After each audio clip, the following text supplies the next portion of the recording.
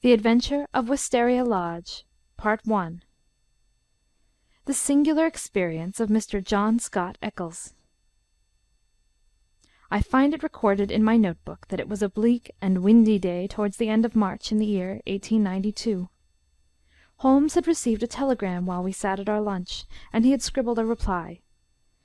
He made no remark, but the matter remained in his thoughts, for he stood in front of the fire afterwards with a thoughtful face, smoking his pipe, and casting an occasional glance at the message. Suddenly he turned upon me with a mischievous twinkle in his eye. "I suppose, Watson, we must look upon you as a man of letters," said he. "How do you define the word grotesque?" "Strange, remarkable," I suggested. He shook his head at my definition. "There is surely something more than that," said he, "some underlying suggestion of the tragic and the terrible.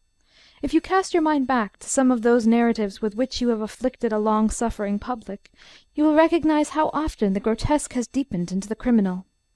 Think of that little affair of the red-headed men. That was grotesque enough in the outset, and yet it ended in a desperate attempt at robbery. Or again, there was that most grotesque affair of the 5 orange pips, which led straight to a murderous conspiracy. The word puts me on the alert." "Have you it there?" I asked. He read the telegram aloud. "Have just had most incredible and grotesque experience. May I consult you? Scott Eccles, Post Office, Charing Cross." "Man or woman?" I asked. "Oh, man, of course. No woman would ever send a reply-paid telegram. She would have come." "Will you see him?" "My dear Watson, you know how bored I have been since we locked up Colonel Carruthers. My mind is like a racing engine, tearing itself to pieces because it is not connected up with the work for which it was built. Life is commonplace. The papers are sterile. Audacity and romance seem to have passed forever from the criminal world. Can you ask me, then, whether I am ready to look into any new problem, however trivial it may prove? But here, unless I am mistaken, is our client." A measured step was heard upon the stairs, and a moment later a stout, tall, grey-whiskered, and solemnly respectable person was ushered into the room. His life history was written in his heavy features and pompous manner. From his spats to his gold-rimmed spectacles he was a conservative, a churchman, a good citizen, orthodox and conventional to the last degree. But some amazing experience had disturbed his native composure and left its traces in his bristling hair, his flushed, angry cheeks, and his flurried, excited manner. He plunged instantly into his business. "I have had a most singular and unpleasant experience, Mr. Holmes," said he. "Never in my life have I been placed in such a situation. It is most improper, most outrageous. I must insist upon some explanation." He swelled and puffed in his anger. "Pray sit down, Mr. Scott Eccles," said Holmes in a soothing voice. "May I ask, in the first place, why you came to me at all?" "Well, sir, it did not appear to be a matter which concerned the police, and yet, when you have heard the facts, you must admit that I could not leave it where it was. Private detectives are a class with whom I have absolutely no sympathy, but none the less, having heard your name—" "Quite so. But in the second place, why did you not come at once?" "What do you mean?" Holmes glanced at his watch. "It is 2:15, he said. "Your telegram was dispatched about 1. But no one can glance at your toilet and attire without seeing that your disturbance dates from the moment of your waking." Our client smoothed down his unbrushed hair and felt his unshaven chin. "You are right, Mr. Holmes. I never gave a thought to my toilet. I was only too glad to get out of such a house. But I have been running round making inquiries before I came to you.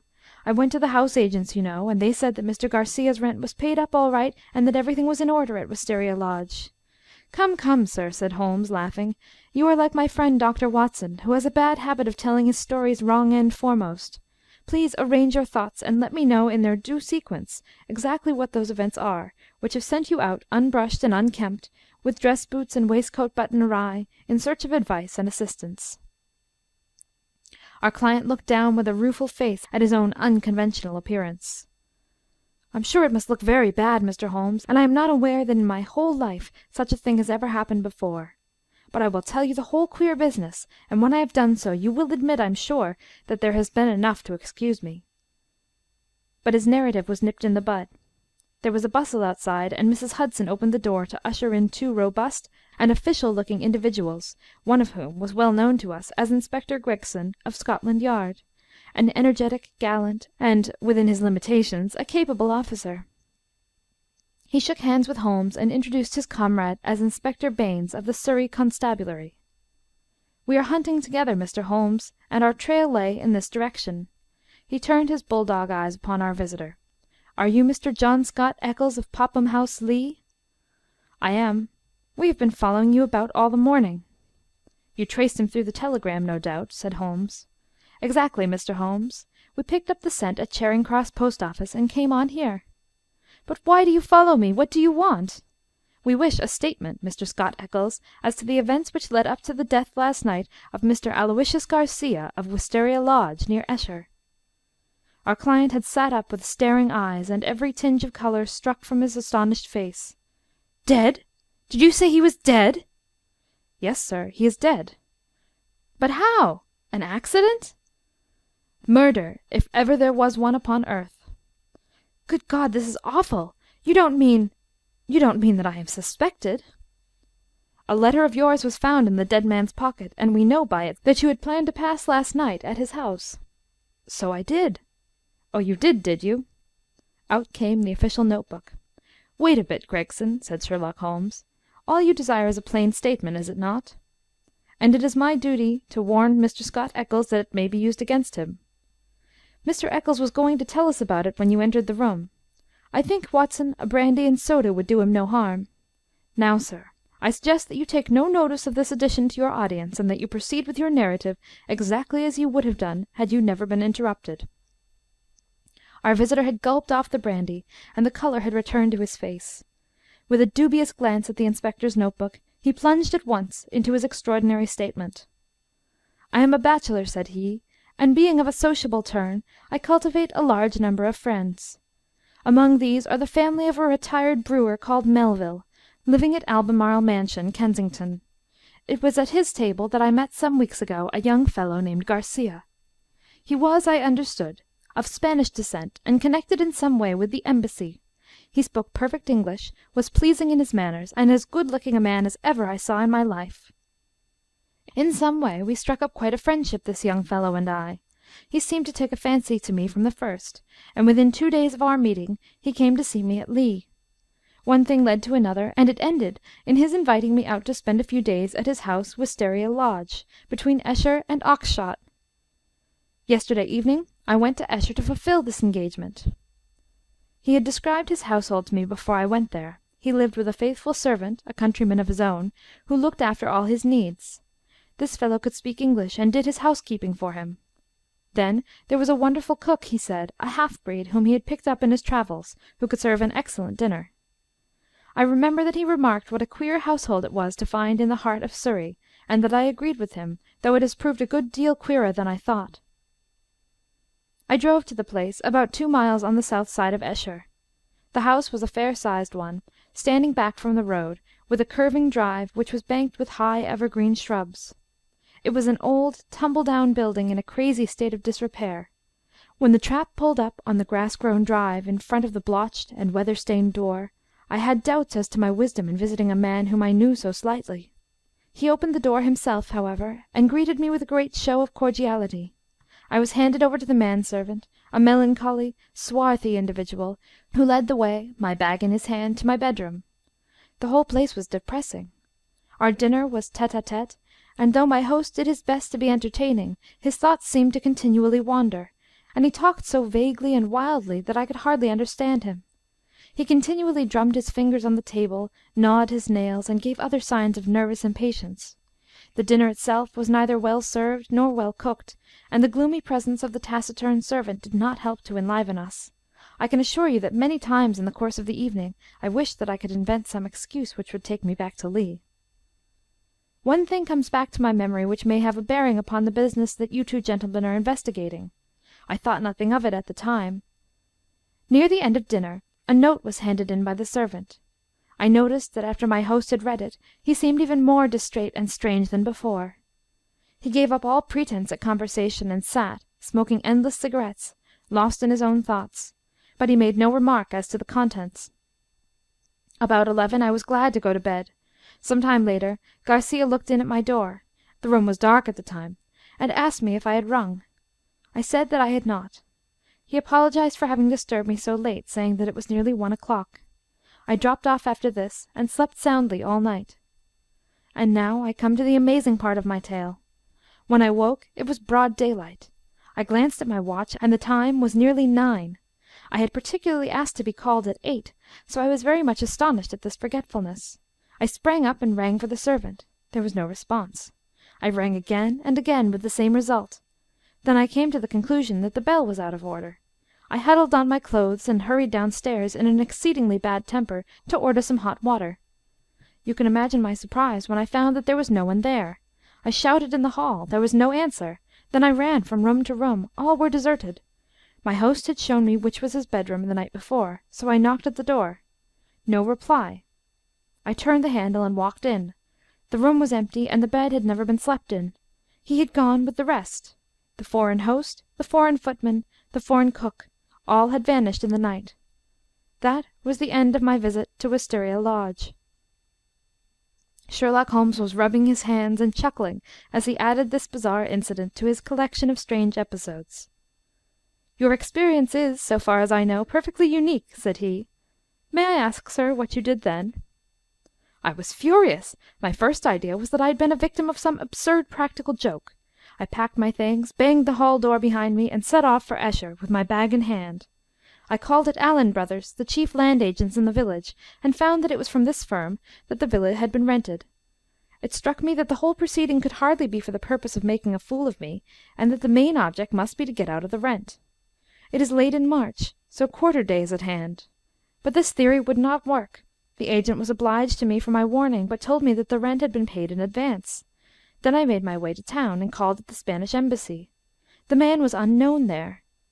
After this I went to see Melville, at whose house I had first met Garcia, but I found that he really knew rather less about him than I did. Finally, when I got your reply to my wire, I came out to you, since I gather that you are a person who gives advice in difficult cases. But now, Mr. Inspector, I understand from what you said when you entered the room that you can carry the story on, and that some tragedy has occurred. I can assure you that every word I have said is the truth, and that outside of what I have told you, I know absolutely nothing about the fate of this man. My only desire is to help the law in every possible way." "I am sure of it, Mr. Scott Eccles, I am sure of it," said Inspector Gregson in a very amiable tone. "I am bound to say that everything which you have said agrees very closely with the facts as they have come to our notice. For example, there was that note which arrived during dinner. Did you chance to observe what became of it?" "Yes, I did. Garcia rolled it up and threw it into the fire." "What do you say to that, Mr. Baines?" The country detective was a stout, puffy, red man, whose face was only redeemed from grossness by 2 extraordinarily bright eyes, almost hidden behind the heavy creases of cheek and brow. With a slow smile he drew a folded and discoloured scrap of paper from his pocket. "It was a dog grate, Mr. Holmes, and he overpitched it. I picked this out unburned from the back of it." Holmes smiled his appreciation. "You must have examined the house very carefully to find a single pellet of paper." "I did, Mr. Holmes. It's my way. Shall I read it, Mr. Gregson?" The Londoner nodded. "The note is written upon ordinary cream-laid paper without watermark. It is a quarter sheet. The paper is cut off in 2 snips with short-bladed scissors. It has been folded over 3 times and sealed with purple wax, put on hurriedly and pressed down with some flat oval object. It is addressed to Mr. Garcia, Wisteria Lodge. It says, 'Our own colours, green and white. Green open, white shut. Main stair, 1st corridor, 7th right, green baize. Godspeed, D.'" It is a woman's writing, done with a sharp-pointed pen, but the address is either done with another pen or by someone else. It is thicker and bolder, as you see. "A very remarkable note," said Holmes, glancing it over. "I must compliment you, Mr. Baines, upon your attention to detail in your examination of it. A few trifling points might perhaps be added. The oval seal is undoubtedly a plain sleeve-link. What else is of such shape? The scissors were bent nail scissors. Short as the 2 snips are, you can distinctly see the same slight curve in each." The country detective chuckled. "I thought I had squeezed all the juice out of it, but I see there was a little over," he said. "I'm bound to say that I make nothing of the note except that there was something on hand, and that a woman, as usual, was at the bottom of it." Mr. Scott Eccles had fidgeted in his seat during this conversation. "I am glad you found the note, since it corroborates my story," said he, "but I beg to point out that I have not yet heard what has happened to Mr. Garcia, nor what has become of his household." "As to Garcia," said Gregson, "that is easily answered. He was found dead this morning upon Oxshott Common, nearly a mile from his home. His head had been smashed to pulp by heavy blows of a sand-bag or some such instrument, which had crushed rather than wounded. It is a lonely corner, and there is no house within a quarter-mile of the spot. He had apparently been struck down first from behind, but his assailant had gone on beating him long after he was dead. It was a most furious assault. There are no footsteps nor any clue to the criminals." "Robbed?" "No, there was no attempt at robbery." "This is very painful and terrible," said Mr. Scott Eccles in a querulous voice, "but it is really uncommonly hard upon me. I had nothing to do with my host going off upon a nocturnal excursion, and meeting so sad an end. How do I come to be mixed up with the case?" "Very simply, sir," Inspector Baynes answered. "The only document found in the pocket of the deceased was a letter from you, saying that you would be with him on the night of his death. It was the envelope of this letter which gave us the dead man's name and address. It was after 9 this morning when we reached his house, and found neither you nor anyone else inside it. I wired to Mr. Gregson to run you down in London while I examined Wisteria Lodge. Then I came into town, joined Mr. Gregson, and here we are." "I think now," said Gregson, rising, "we had better put this matter into an official shape. You will come round with us to the station, Mr. Scott Eccles, and let us have your statement in writing." "Certainly, I will come at once. But I retain your services, Mr. Holmes. I desire you to spare no expense and no pains to get at the truth." My friend turned to the county inspector. "I suppose that you have no objection to my collaborating with you, Mr. Baynes?" "Highly honoured, sir, I'm sure." "You appear to have been very prompt and businesslike in all that you have done. Was there any clue, may I ask, as to the exact hour that the man met his death?" "He had been there since 1 o'clock. There was rain about that time, and his death had certainly been before the rain." "But that is perfectly impossible, Mr. Baynes," cried our client. "His voice is unmistakable. I could swear to it that it was he who addressed me in my bedroom at that very hour." "Remarkable, but by no means impossible," said Holmes, smiling. "You have a clue?" asked Gregson. "On the face of it, the case is not a very complex one, though it certainly presents some novel and interesting features. A further knowledge of facts is necessary before I would venture to give a final and definite opinion. By the way, Mr. Baynes, did you find anything remarkable besides this note in your examination of the house?" The detective looked at my friend in a singular way. "There were," said he, "one or two very remarkable things. Perhaps when I have finished at the police station you would care to come out and give me your opinion of them." "I am entirely at your service," said Sherlock Holmes, ringing the bell. "You will show these gentlemen out, Mrs. Hudson, and kindly send the boy with this telegram. He is to pay a 5-shilling reply." We sat for some time in silence after our visitors had left. Holmes smoked hard, with his brows drawn down over his keen eyes, and his head thrust forward in the eager way characteristic of the man. "Well, Watson," he asked, turning suddenly upon me, "what do you make of it?" "I can make nothing of this mystification of Scott Eccles." "But the crime?" "Well, taken with the disappearance of the man's companions, I should say that they were in some way concerned in the murder, and had fled from justice." "That is certainly a possible point of view. On the face of it, you must admit, however, that it is very strange that his 2 servants should have been in a conspiracy against him, and should have attacked him on the one night when he had a guest. They had him alone at their mercy every other night in the week." "Then why did they fly?" "Quite so. Why did they fly? There is a big fact. Another big fact is the remarkable experience of our client, Scott Eccles. Now, my dear Watson, is it beyond the limits of human ingenuity to furnish an explanation which would cover both these big facts? If it were one which would also admit of the mysterious note with its very curious phraseology, why, then it would be worth accepting as a temporary hypothesis. If the fresh facts which come to our knowledge all fit themselves into the scheme, then our hypothesis may gradually become a solution."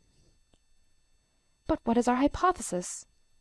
Holmes leaned back in his chair with half-closed eyes. "You must admit, my dear Watson, that the idea of a joke is impossible. There were grave events afoot, as the sequel showed, and the coaxing of Scott Eccles to Wisteria Lodge had some connection with them." "But what possible connection?" "Let us take it link by link. There is, on the face of it, something unnatural about this strange and sudden friendship between the young Spaniard and Scott Eccles. It was the former who forced the pace. He called upon Eccles at the other end of London on the very day after he first met him, and he kept in close touch with him until he got him down to Esher. Now what did he want with Eccles? What could Eccles supply? I see no charm in the man. He is not particularly intelligent, not a man likely to be congenial to a quick-witted Latin. Why, then, was he picked out from all the other people whom Garcia met as particularly suited to his purpose?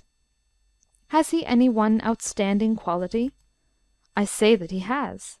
He is the very type of conventional British respectability, and the very man as a witness to impress another Briton. You saw yourself how neither of the inspectors dreamed of questioning his statement, extraordinary as it was.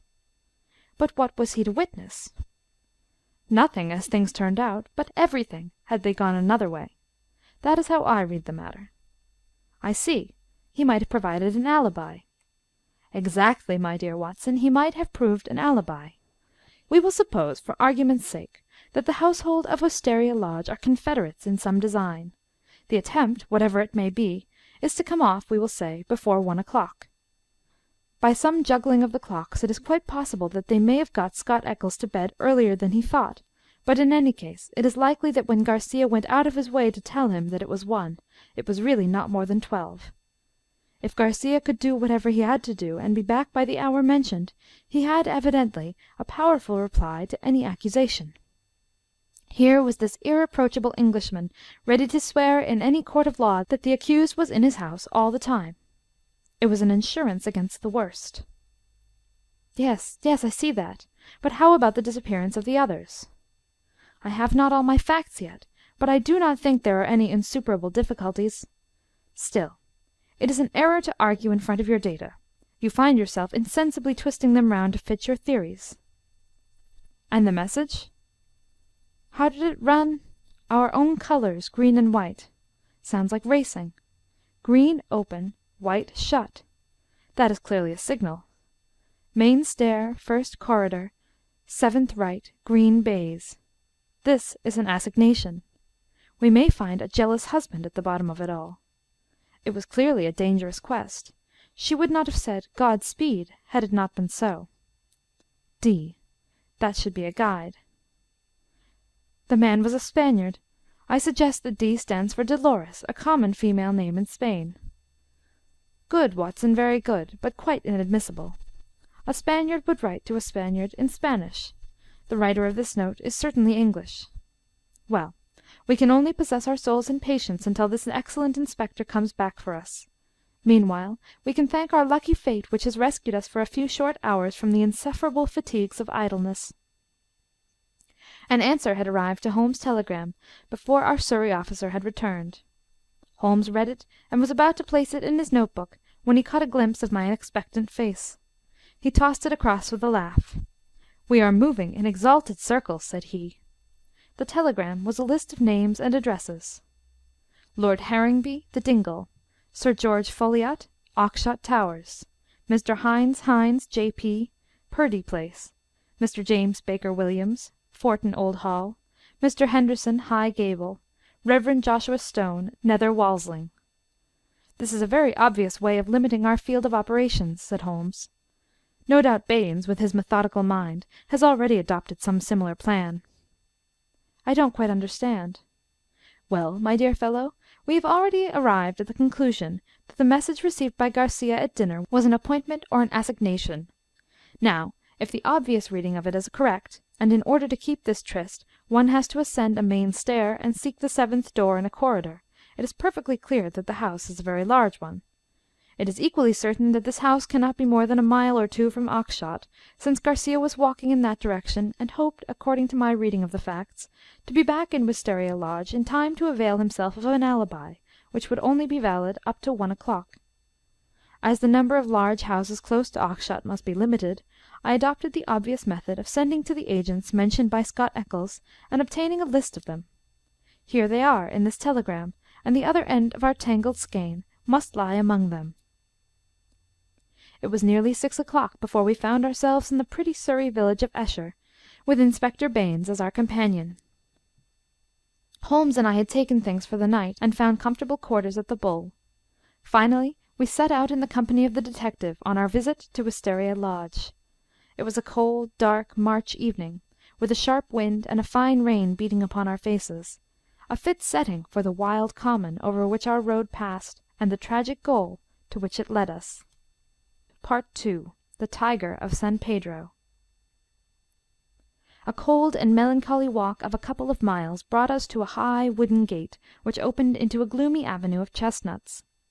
The curved and shadowed drive led us to a low, dark house, pitch black against a slate-coloured sky.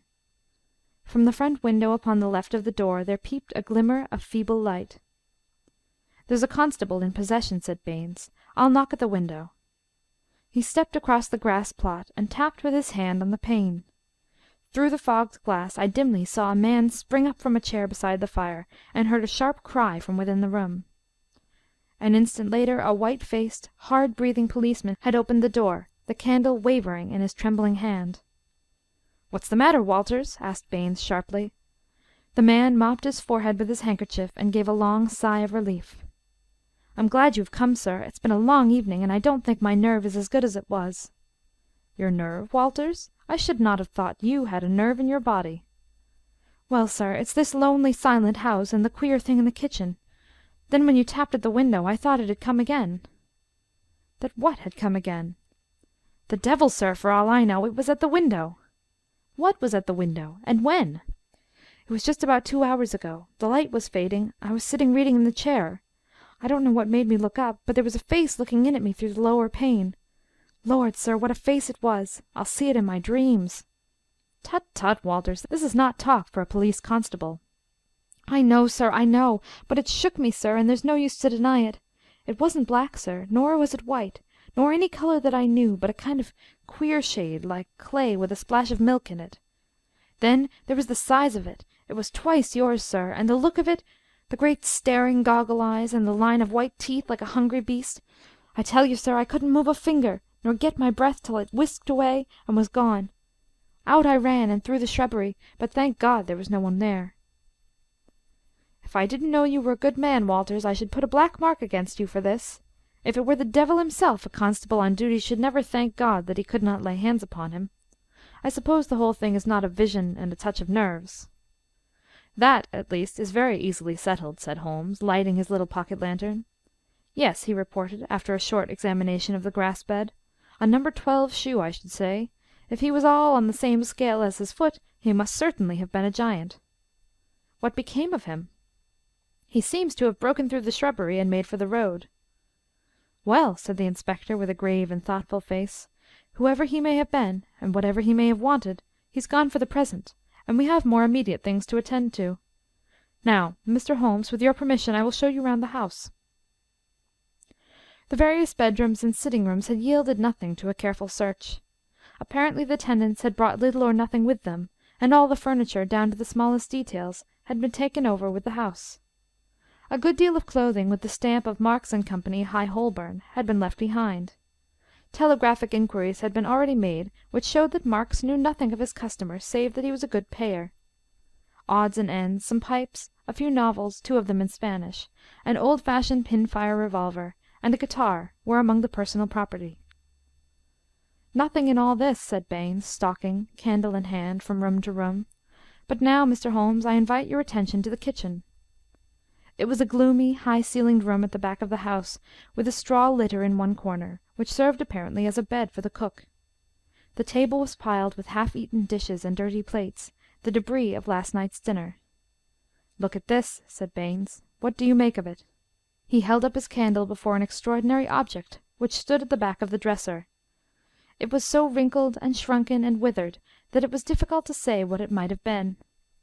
One could but say that it was black and leathery, and that it bore some resemblance to a dwarfish human figure. At first, as I examined it, I thought that it was a mummified negro baby, and then it seemed a very twisted and ancient monkey. Finally, I was left in doubt as to whether it was animal or human. A double band of white shells was strung round the centre of it. Very interesting indeed," said Holmes, peering at this sinister relic. "Anything more?" In silence Baynes led the way to the sink and held forward his candle. The limbs and body of some large white bird, torn savagely to pieces with the feathers still on, were littered all over it. Holmes pointed to the wattles on the severed head. "A white cock," said he. "Most interesting. It is really a very curious case." But Mr. Baynes had kept his most sinister exhibit to the last. From under the sink he drew a zinc pail which contained a quantity of blood. Then from the table he took a platter heaped with small pieces of charred bone. "Something has been killed, and something has been burned. We raked all these out of the fire. We had a doctor in this morning. He says that they are not human." Holmes smiled and rubbed his hands. "I must congratulate you, Inspector, on handling so distinctive and instructive a case. Your powers, if I may say so without offence, seem superior to your opportunities." Inspector Baynes's small eyes twinkled with pleasure. "You're right, Mr. Holmes. We stagnate in the provinces. A case of this sort gives a man a chance, and I hope that I shall take it. What do you make of these bones?" "A lamb, I should say, or a kid." "And the white cock?"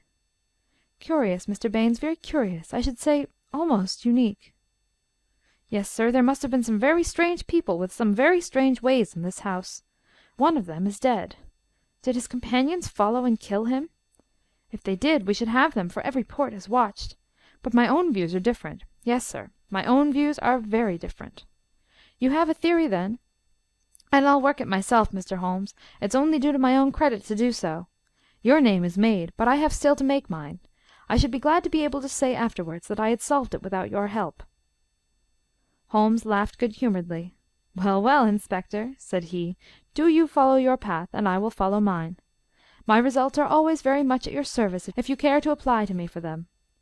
I think that I have seen all that I wish in this house, and that my time may be more profitably employed elsewhere. Au revoir, and good luck." I could tell by numerous subtle signs, which might have been lost upon anyone but myself, that Holmes was on a hot scent.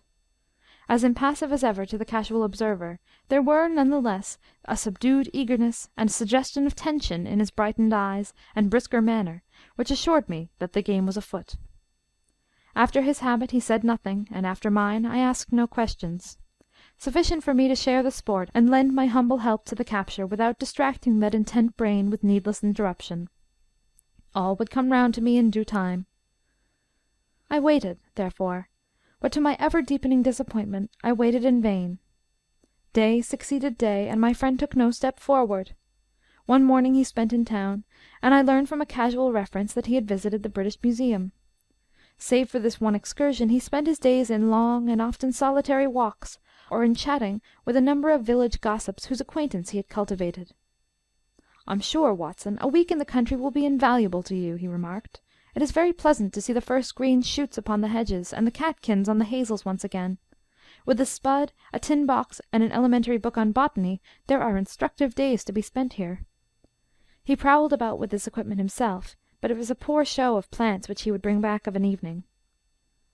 Occasionally in our rambles we came across Inspector Baynes. His fat red face wreathed itself in smiles, and his small eyes glittered as he greeted my companion. He said little about the case, but from that little we gathered that he also was not dissatisfied at the course of events.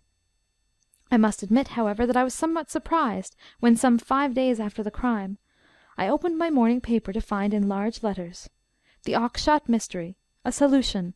Arrest of supposed assassin." Holmes sprang in his chair as if he had been stung when I read the headlines. "By Jove!" he cried, "you don't mean that Baynes has got him?" "Apparently," said I, as I read the following report. Great excitement was caused in Esher and the neighbouring district when it was learned late last night that an arrest had been effected in connection with the Oxshott murder. It will be remembered that Mr. Garcia, of Wisteria Lodge, was found dead on Oxshott Common, his body showing signs of extreme violence, and that on the same night his servant and his cook fled, which appeared to show their participation in the crime. It was suggested, but never proved, that the deceased gentlemen may have had valuables in the house, and that their abstraction was the motive of the crime. Every effort was made by Inspector Baynes, who has the case in hand, to ascertain the hiding-place of the fugitives, and he had good reason to believe that they had not gone far, but were lurking in some retreat which had been already prepared. It was certain from the first, however, that they would eventually be detected, as the cook, from the evidence of one or two tradespeople who have caught a glimpse of him through the window, was a man of most remarkable appearance, being a huge and hideous mulatto, with yellowish features of a pronounced negroid type. This man has been seen since the crime, for he was detected and pursued by Constable Walters on the same evening, when he had the audacity to revisit Wisteria Lodge. Inspector Baines, considering that such a visit must have some purpose in view, and was likely therefore to be repeated, abandoned the house, but left an ambuscade in the shrubbery. The man walked into the trap, and was captured last night after a struggle in which Constable Downing was badly bitten by the savage. We understand that when the prisoner is brought before the magistrates, a remand will be applied for by the police, and that great developments are hoped from his capture." "Really, we must see Baines at once," cried Holmes, picking up his hat. "We will just catch him before he starts." We hurried down the village street, and found, as we had expected, that the inspector was just leaving his lodgings. "You've seen the paper, Mr. Holmes?" he asked, holding one out to us. "Yes, Baines, I've seen it. Pray don't think it a liberty if I give you a word of friendly warning." "Of warning, Mr. Holmes?" "I have looked into this case with some care, and I am not convinced that you are on the right lines. I don't want you to commit yourself too far unless you are sure." "You're very kind, Mr. Holmes. I assure you I speak for your good." It seemed to me that something like a wink quivered for an instant over one of Mr. Baines's tiny eyes. "We agreed to work on our own lines, Mr. Holmes. That's what I'm doing." "Oh, very good," said Holmes. "Don't blame me." "No, sir. I believe you mean well by me, but we all have our own systems, Mr. Holmes. You have yours, and maybe I have mine. Let us say no more about it." "You're welcome always to my news. This fellow is a perfect savage, as strong as a cart horse and as fierce as the devil. He chewed Downing's thumb nearly off before they could master him. He hardly speaks a word of English, and we can get nothing out of him but grunts." "And you think you have evidence that he murdered his late master?" "I didn't say so, Mr. Holmes. I didn't say so. We all have our little ways. You try yours, and I will try mine. That's the agreement." Holmes shrugged his shoulders as we walked away together. "I can't make the man out. He seems to be riding for a fall. Well, as he says, we must each try our own way and see what comes of it. But there's something in Inspector Baines which I can't quite understand." "Just sit down in that chair, Watson," said Sherlock Holmes, when we had returned to our apartment at the Bull. "I want to put you in touch with the situation, as I may need your help to-night. Let me show you the evolution of this case so far as I have been able to follow it. Simple as it has been in its leading features, it has none the less presented surprising difficulties in the way of an arrest. There are gaps in that direction which we have still to fill. We will go back to the note which was handed in to Garcia upon the evening of his death. We may put aside this idea of Baines's that Garcia's servants were concerned in the matter. The proof of this lies in the fact that it was he who had arranged for the presence of Scott Eccles, which could only have been done for the purpose of an alibi. It was Garcia, then, who had an enterprise, and apparently a criminal enterprise, in hand that night in the course of which he met his death. I say criminal because only a man with a criminal enterprise desires to establish an alibi. Who, then, is most likely to have taken his life? Surely the person against whom the criminal enterprise was directed. So far it seems to me that we are on safe ground. We can now see a reason for the disappearance of Garcia's household. They were all confederates in the same unknown crime. If it came off when Garcia returned, any possible suspicion would be warded off by the Englishman's evidence, and all would be well. But the attempt was a dangerous one, and if Garcia did not return by a certain hour, it was probable that his own life had been sacrificed. It had been arranged, therefore, that in such a case his two subordinates were to make for some prearranged spot where they could escape investigation and be in a position afterwards to renew their attempt. That would fully explain the facts, would it not? The whole inexplicable tangle seemed to straighten out before me. I wondered, as I always did, how it had not been obvious to me before. But why should one servant return? We can imagine that in the confusion of flight something precious, something which he could not bear to part with, had been left behind. That would explain his persistence, would it not? Well, what is the next step? The next step is the note received by Garcia at the dinner. It indicates a confederate at the other end. Now, where was the other end? I have already shown you that it could only lie in some large house, and that the number of large houses is limited. My first days in this village were devoted to a series of walks in which, in the intervals of my botanical researches, I made a reconnaissance of all the large houses, and an examination of the family history of the occupants. One house, and only one, riveted my attention. It is the famous old Jacobean Grange of High Gable, 1 mile on the farther side of Oxshott, and less than half a mile from the scene of the tragedy. The other mansions belong to prosaic and respectable people who live far aloof from romance. But Mr. Henderson of High Gable was by all accounts a curious man to whom curious adventures might befall. I concentrated my attention, therefore, upon him and his household. A singular set of people, Watson, the man himself the most singular of them all. I managed to see him on a plausible pretext, but I seemed to read in his dark, deep-set brooding eyes that he was perfectly aware of my true business. He is a man of 50, strong, active, with iron-grey hair, great bunched black eyebrows, the step of a deer, and the air of an emperor. A fierce, masterful man, with a red-hot spirit behind his parchment face. He is either a foreigner, or has lived long in the tropics, for he is yellow and sapless, but tough as a whipcord. His friend and secretary, Mr. Lucas, is undoubtedly a foreigner, chocolate-brown, wily, suave, and cat-like, with a poisonous gentleness of speech. You see, Watson, we have come already upon 2 sets of foreigners, one at Wisteria Lodge, and one at High Gable, so our gaps are beginning to close. These 2 men, close and confidential friends, are the centre of the household, but there is one other person, who for our immediate purpose may be even more important. Henderson has 2 children, girls of 11 and 13. Their governess is a Miss Burnett, an Englishwoman of 40 or thereabouts. There is also one confidential manservant. This little group forms the real family, for they travel about together, and Henderson is a great traveller, always on the move. It is only within the last few weeks that he has returned, after a year's absence, to High Gable. I may add that he is enormously rich, and whatever his whims may be, he can very easily satisfy them. For the rest, his house is full of butlers, footmen, maidservants, and the usual overfed, underworked staff of a large English country house. So much I learned partly from village gossip, and partly from my own observation. There are no better instruments than discharged servants with a grievance, and I was lucky enough to find one. I call it luck, but it would not have come my way had I not been looking out for it. As Baines remarks, we all have our systems. It was my system which enabled me to find John Warner, late gardener of High Gable, sacked in a moment of temper by his imperious employer. He, in turn, had friends among the indoor servants, who unite in their fear and dislike of their master. So I had my key to the secrets of the establishment. Curious people, Watson. I don't pretend to understand it all yet, but very curious people anyway. It's a double-winged house, and the servants live on one side, the family on the other. There's no link between the two, save for Henderson's own servant, who serves the family's meals. Everything is carried to a certain door which forms the one connection. Governess and children hardly go out at all, except into the garden. Henderson never by any chance walks alone. His dark secretary is like his shadow.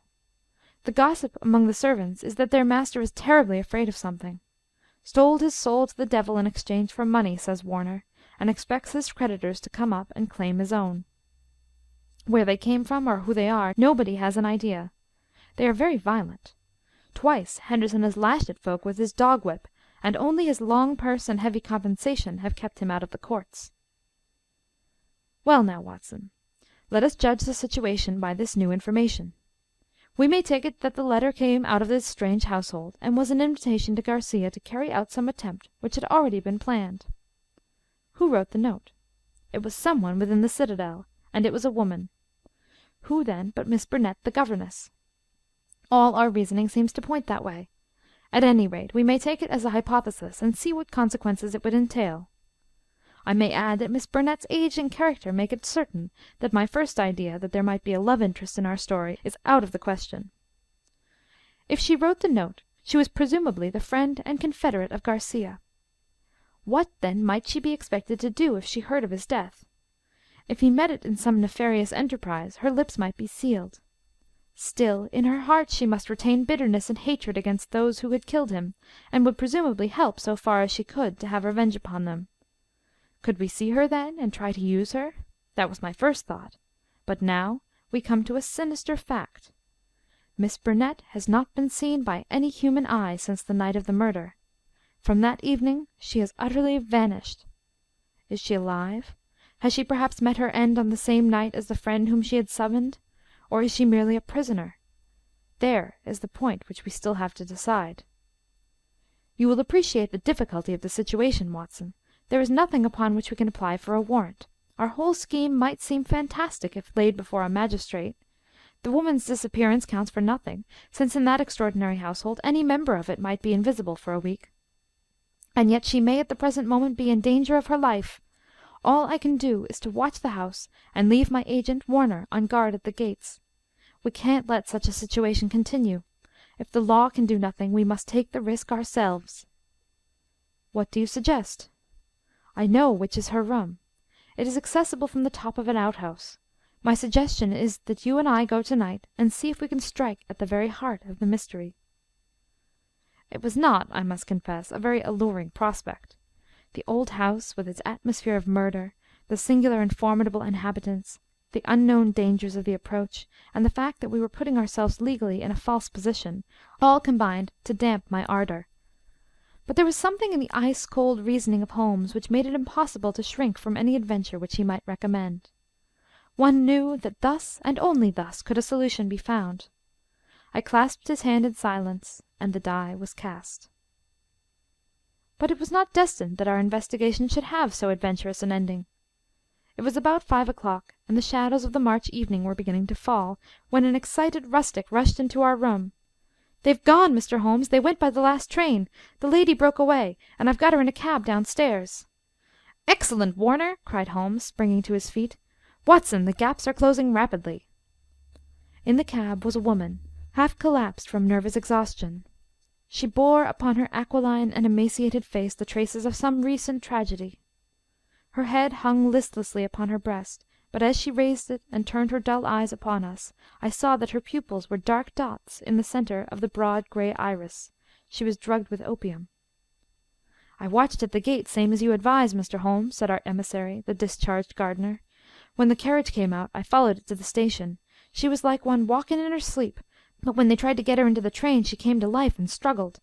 They pushed her into the carriage. She fought her way out again. I took her part, got her into a cab, and here we are. I shan't forget the face at the carriage window as I led her away. I'd have a short life if he had his way, the black-eyed, scowling yellow devil." We carried her upstairs, laid her on the sofa, and a couple of cups of the strongest coffee soon cleared her brain from the mists of the drug. Baines had been summoned by Holmes, and the situation rapidly explained to him. "Why, sir, you've got me the very evidence I want," said the inspector warmly, shaking my friend by the hand. "I was on the same scent as you from the first." "What? You were after Henderson?" "Why, Mr. Holmes, when you were crawling in the shrubbery at High Gable, I was up one of the trees in the plantation and saw you down below. It was just who would get his evidence first." "Then why did you arrest the mulatto?" Baines chuckled. "I was sure Henderson, as he calls himself, felt that he was suspected, and that he would lie low and make no move so long as he thought he was in any danger. I arrested the wrong man to make him believe that our eyes were off him.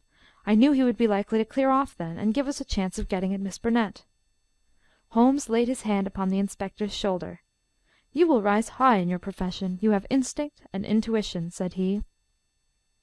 Baines flushed with pleasure. "I've had a plain-clothes man waiting at the station all week. Wherever the High Gable folk go, he will keep them in his sight. But he must have been hard put to it when Miss Burnett broke away. However, your man picked her up, and it all ends well. We can't arrest without her evidence, that's clear, so the sooner we get a statement the better." "Every minute she gets stronger," said Holmes, glancing at the governess. "But tell me, Baines, who is this man Henderson?" "Henderson," the inspector answered, "is Don Murillo, once called the Tiger of San Pedro." The Tiger of San Pedro! The whole history of the man came back to me in a flash. He had made his name as the most lewd and bloodthirsty tyrant that had ever governed any country with a pretence to civilization. Strong, fearless, and energetic, he had sufficient virtue to enable him to impose his odious vices upon a cowering people for 10 or 12 years. His name was a terror through all Central America. At the end of that time there was a universal rising against him. But he was as cunning as he was cruel, and at the first whisper of coming trouble he had secretly conveyed his treasures aboard a ship which was manned by devoted adherents. It was an empty palace, which was stormed by the insurgents next day. The dictator, his 2 children, his secretary, and his wealth had all escaped them. From that moment he had vanished from the world, and his identity had been a frequent subject for comment in the European press. "Yes, sir, Don Murillo, the Tiger of San Pedro," said Baynes. "If you look it up, you will find that the San Pedro colours are green and white, same as in the note, Mr. Holmes. Henderson he called himself, but I traced him back, Paris and Rome and Madrid to Barcelona, where his ship came in '86. They've been looking for him all the time for their revenge, but it is only now that they have begun to find him out." "They discovered him a year ago," said Miss Burnett, who had sat up and was now intently following the conversation. "Once already his life has been attempted, but some evil spirit shielded him. Now again it is the noble, chivalrous Garcia who has fallen, while the monster goes safe. But another will come, and yet another, until some day justice will be done. That is as certain as the rise of tomorrow's sun." Her thin hands clenched, and her worn face blanched with the passion of her hatred. "But how come you into this matter, Miss Burnett?" asked Holmes. "How can an English lady join in such a murderous affair?" "I join in it because there is no other way in the world by which justice can be gained. What does the law of England care for the rivers of blood shed years ago in San Pedro, or for the shipload of treasure which this man had stolen? To you they are like crimes committed in some other planet. But we know. We have learned the truth in sorrow and in suffering. To us there is no fiend in hell like Juan Murillo, and no peace in life while his victims still cry for vengeance." "No doubt," said Holmes, "he was as you say. I have heard that he was atrocious. But how are you affected?" "I will tell you it all. This villain's policy was to murder, on one pretext or another, every man who showed such promise that he might in time come to be a dangerous rival. My husband—yes, my real name is Signora Victor Durando— was the San Pedro minister in London. He met me and married me there. A nobler man never lived upon the earth. Unhappily, Murillo heard of his excellence, recalled him on some pretext, and had him shot. With a premonition of his fate, he had refused to take me with him. His estates were confiscated, and I was left with a pittance and a broken heart. Then came the downfall of the tyrant. He escaped as you have just described. But the many whose lives he had ruined, whose nearest and dearest had suffered torture and death at his hands, would not let the matter rest. They banded themselves into a society which should never be dissolved until the work was done. It was my part, after we had discovered in the transformed Henderson the fallen despot, to attach myself to his household and keep the others in touch with his movements. This I was able to do by securing the position of governess in his family. He little knew that the woman who faced him at every meal was the woman whose husband he had hurried at an hour's notice into eternity. I smiled on him, did my duty to his children, and bided my time. An attempt was made in Paris and failed. We zigzagged swiftly here and there over Europe to throw off the pursuers, and finally returned to this house, which he had taken upon his first arrival in England. But here also the ministers of justice were waiting. Knowing that he would return there, Garcia, who was the son of the former highest dignitary in San Pedro, was waiting with 2 trusty companions of humble station, all 3 fired with the same reasons for revenge. He could do little during the day, for Murillo took every precaution and never went out save with his satellite, Lucas, or Lopez, as he was known in the days of his greatness. At night, however, he slept alone, and the avenger might find him. On a certain evening, which had been prearranged, I sent my friend final instructions, for the man was forever on the alert, and continually changed his room. I was to see that the doors were open, and the signal of a green or white light in a window which faced the drive was to give notice if all was safe, or if the attempt had better be postponed. But everything went wrong with us. In some way I had excited the suspicion of Lopez the secretary. He crept up behind me and sprang upon me just as I had finished the note. He and his master dragged me to my room, and held judgment upon me as a convicted traitress. Then and there they would have plunged their knives into me, could they have seen how to escape the consequences of the deed. Finally, after much debate, they concluded that my murder was too dangerous. But they determined to get rid for ever of Garcia. They had gagged me, and Murillo twisted my arm round until I gave him the address. I swear that he might have twisted it off had I understood what it would mean to Garcia. Lopez addressed the note which I had written, sealed it with his sleeve-link, and sent it by the hand of the servant, José.